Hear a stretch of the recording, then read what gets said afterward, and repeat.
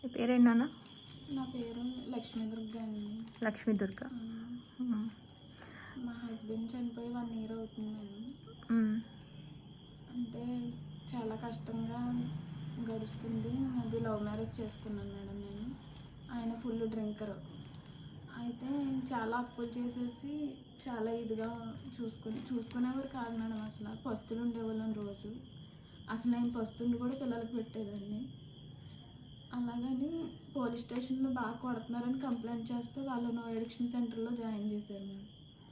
Join చేస్తే అందుట్లో బాగానే ఉన్నారు. వచ్చిన తర్వాత మళ్ళీ ఒక వారం బాగున్నారంటే మళ్ళీ డ్రింక్ చేయడం మొదలుపెట్టారు. హార్ట్ అటాక్ వచ్చి వెంటనే చనిపోయారు మేడం. ఆయన చనిపోయిన తర్వాత ఇంకా అప్పులోళ్ళు కూడా మమ్మల్ని చూసి జారి పడలేదు మేడం. అలానే నేను వర్క్ చేసుకుంటూ కొంచెం అలా తీర్చుకున్నాను మేడం.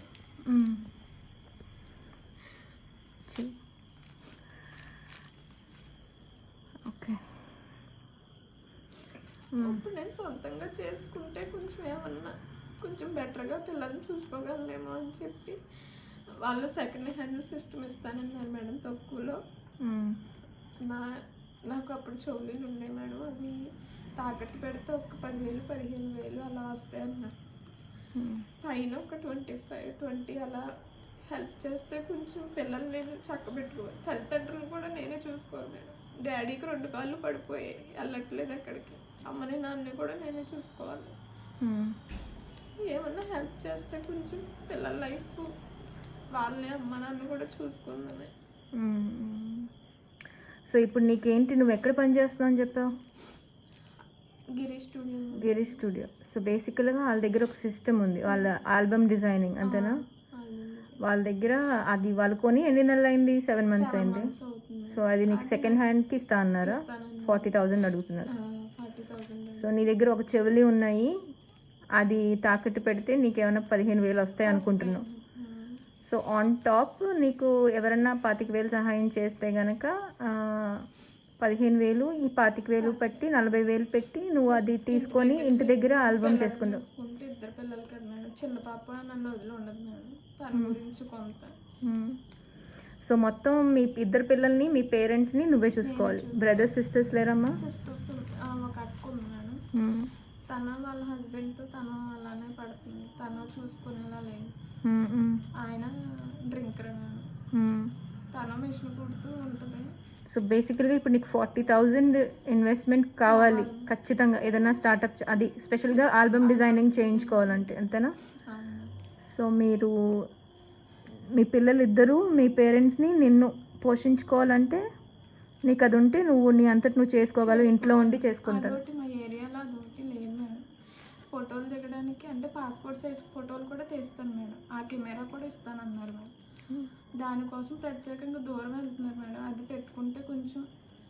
సో నీకు ఆ 40,000 అన్నీ వచ్చేస్తాయా? వచ్చేస్తాయి. సో ఆ 40,000 ఉంటే నీకు ఇది అవుతుంది అనుకుంటున్నావా?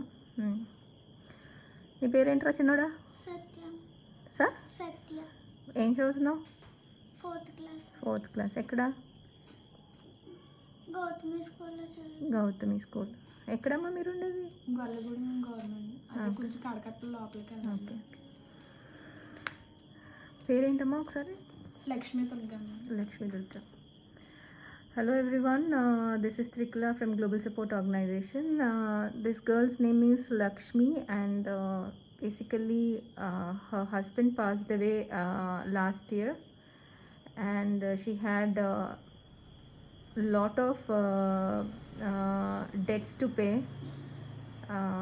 because her husband actually had so many debts to pay, and because of the treatment also he passed away because of heart attack. So she had sold everything to pay the debts, and she's been working, and she's been paying the debts and the interest and stuff. At the moment she's working in an album company, which is album making company, album designing company. So they have an album designing software and system and a camera. So she's thinking she actually has a responsibility of her parents because her father is paralyzed. Her father is paralyzed and her mother is elderly, so she has to look after her both parents and also two daughters. So she is completely in stress. So the place that where she was working, they offered her to get the system for around 40,000. She thinks that she can take passport size photographs and she can do album designing and stuff using that system. So if anybody can help her with a contribution of 40,000, she can have a self startup. She is actually having only one pair of earrings left with her. She wants to actually either sell them or she wants to put that on loan and get around 15,000 for her startup.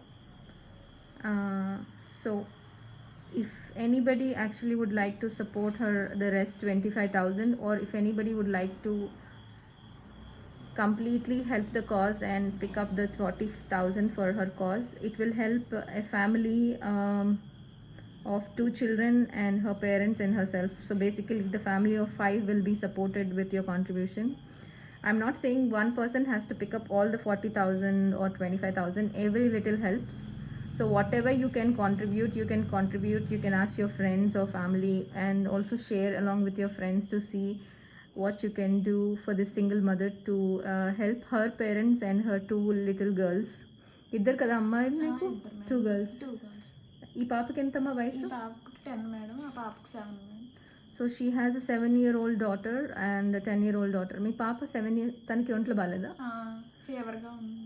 So she has another daughter also. She's 7 years old. So if anybody would like to contribute for this cause, kindly let us know. She is in deep distress.